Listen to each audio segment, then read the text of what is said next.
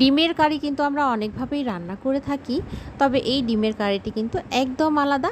আর এর নাম হচ্ছে হারিয়ালি ডিমের কারি। তো আজকে কিন্তু এই হারিয়ালি ডিম কারি রেসিপিটি আপনাদের সামনে নিয়ে এসেছি।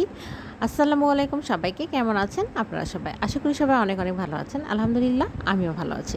তো এর জন্য প্রথমেই যেটা লাগছে সেটা হচ্ছে ব্লেন্ডারে জারে আমি টক দই নিয়ে নিলাম একটুখানি, আর সেই সাথে পুদিনা পাতা, ধনিয়া পাতা বেশ কিছুটা দিয়ে দিলাম, কাঁচামরিচ, আর সেই সাথে ভাজা বাদাম। তো এটাকে সুন্দরভাবে আমি ব্লেন্ডারে ব্লেন্ড করে নেব, আর এক সাইডে এটাকে সুন্দরভাবে রেখে দেবো।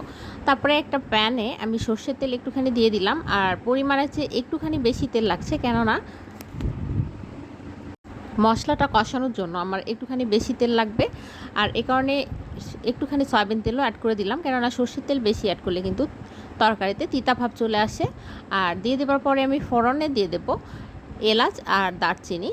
এলাচ দারচিনি দিয়ে দেওয়ার পরে পেঁয়াজ কুচি একটুখানি লাল করে ভেজে নেব, একটুখানি লাল করব, কেননা কালার কিন্তু অনেক বেশি চলে আসবে না হলে। আর তারপর দিয়ে দিলাম আদা বাটা, রসুন বাটা। সেই সাথে আদা বাটা রসুন বাটার যখন র ফ্লেভারটা চলে যাবে একটু ভেজে, তারপর সেই বেটে রাখা মশলাটা দিয়ে দিলাম, আর দিয়ে দেওয়ার পরে স্বাদ মতো লবণ, আর সেই সাথে জিরা গুঁড়া আর হলুদ, একটুখানি লাল মরিচের গুঁড়া কালারের জন্য অ্যাড করব।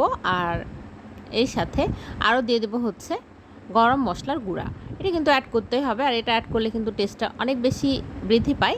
আর এ কারণে এটাকে অ্যাড করে দিলাম। দিয়ে দেওয়ার পরে এই মশলাটাকে সুন্দরভাবে এবার কষিয়ে নিতে হবে, আর এটাকে খুব বেশি কষানো যাবে না, কেননা এর কালারটা কিন্তু চলে যাবে। তো এটাকে একবার মতো আমি কষিয়ে নেব।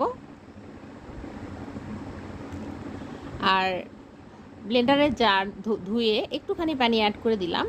দিয়ে দেওয়ার পরে সেই পানিটা যখন শুকিয়ে যাবে তখন কিন্তু ঝোলের পানিটা অ্যাড করে দেবো।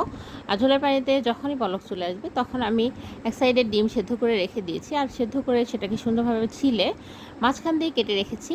আর সেই ডিমগুলো একটা একটা করে আমি এর উপরে দিয়ে দিলাম। মাঝখান দিয়ে কেটে রেখেছি এ কারণে যে ডিমের ভেতরে কিন্তু মশলাটা ঢুকতে চায় না সাধারণত, তো এ কারণে আমি ডিমের মাঝখান দিয়ে কেটে দিয়ে দিলাম।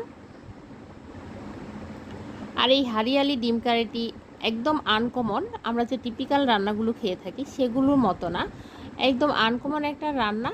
তো একবার হলেও আপনারা ট্রাই করে দেখবেন। আর যেহেতু টক দই দেওয়া ছিল এ কারণে আমি টেস্টের ব্যালেন্স করার জন্য চিনি অ্যাড করে দিলাম একটুখানি। আর এটাকে খুব বেশি নাড়াচাড়া করা যাবে না এখন, কেননা ডিম কেটে দিয়েছি, আর কেটে দেওয়ার ফলে কুসুমটা বেরিয়ে আসতে পারে, সাবধানে নাড়াচাড়া করতে হবে। তো এইটার হচ্ছে ফাইনাল লুক চলে এসেছে এটি। আর কেমন লাগছে আমার আজকের এই রান্নাটা, আর কখনো কেউ করেছেন কি না সেটাও কিন্তু আমাকে জানাতে পারেন আপনারা। আর আজকের রান্নার ফাইনাল লুক হচ্ছে এটি। আর এটাকে সার্ভ করে নিয়েছিলাম আমি সার্ভিং ডিশে।